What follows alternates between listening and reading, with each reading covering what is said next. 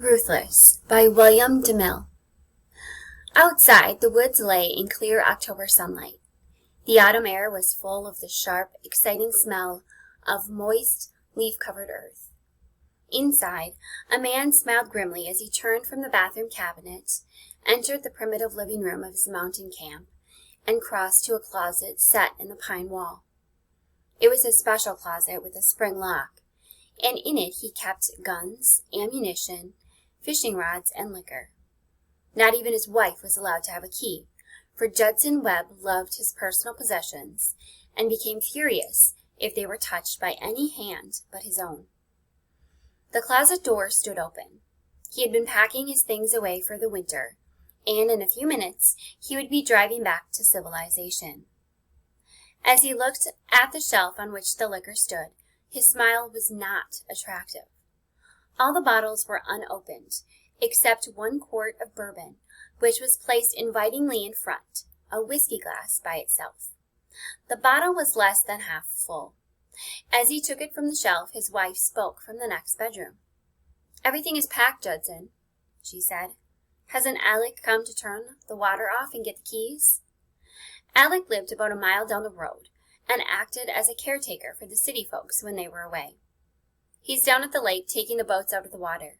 He said he'd be back in half an hour." Mabel came into the room carrying her suitcase, but she paused in surprise as she saw the bottle in her husband's hand. "Judson," she exclaimed, "you're not taking a drink at 10 o'clock in the morning, are you?" "You're wrong, my dear," he chuckled. "I'm not taking anything out of this bottle. I'm only putting something into it." His closed hand opened, and he put 2 tiny white tablets on the table as he started to uncork the whiskey. Her eyes narrowed as she watched him. She had learned to dread that tone of his voice. It was the tone he used when he was planning to put something over in business. "Whoever broke into my closet last winter and stole my liquor will probably try it again once we're out of here," he went on. "Only this time, he'll wish he hadn't." She caught her breath at his cruel vindictiveness, as one by one he dropped the tablets into the bottle and held it up to watch them dissolve. "What are they?" she asked. "Something to make him sick?" And how? He seemed fascinated as he saw the bourbon changing into a deadly drink. "At least no one has found an antidote. Once it's down, it's the end." He corked the bottle and set it back on the shelf alongside the little whiskey glass. "Everything nice and handy," he remarked. "Now, Mr. Thief, when you break in, have a good drink. I won't begrudge you this one." The woman's face was pale. "Don't do it, Judson," she gasped. "It's horrible. It's murder." "The law doesn't call it murder if I shoot a thief who's entering my house by force," he said harshly. "Also, the use of rat poison is not forbidden. The only way any rat can get into this closet is to break in. What happens then has nothing to do with me." "Don't do it, Judson," she begged. "The law doesn't punish burglary by death, so what right have you?" "When it comes to protecting my property, I make my own laws." His voice, deep, was like that of a big dog growling at the possible loss of a bone. "But all they did was steal a little liquor," she pleaded. "Probably some boys off on a lark. They didn't do any real damage." "That's not the point," he said.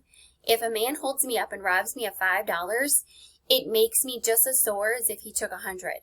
A thief's a thief." She made one last effort. "We won't be here till next spring. I can't bear to think of that death trap waiting there all the time.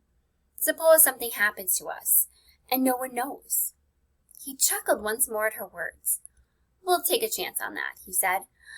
"I've made my pile by taking chances. If I should die, you can do as you please. The stuff will be yours." It was useless to argue, she knew.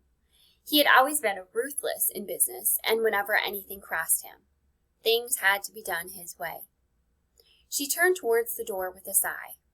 "I'll walk down the road and say goodbye at the farmhouse," she said quietly.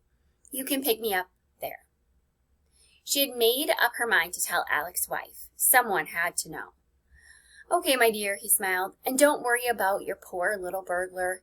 No one is going to get hurt who hasn't got it coming to him." As she went down the path, he started to close the closet door, and then paused as he remembered his hunting boots outside on the porch. They belonged in the closet. So, leaving the door open, he went to fetch them from the heavy rustic table on which they stood, along with his bag and top coat. Alec was coming up from the lake and waved to him from a distance. A chipmunk, hearing Judson's heavy tread, left the acorn it was about to add to its store within the cabin wall and disappeared. When Judson reached for his boots, he stepped on that acorn. His foot slid from under him, and his head struck the massive table as he fell. Several minutes later, he began to regain his senses. Alec's strong arm was supporting his head as he lay on the porch, and a kindly voice was saying, "It wasn't much of a fall, Mr. Webb. You aren't cut none, just knocked out for a minute. Here, take this. It'll pull you together." A small whiskey glass was pressed to Judson's lips. Dazed and half-conscious, he drank.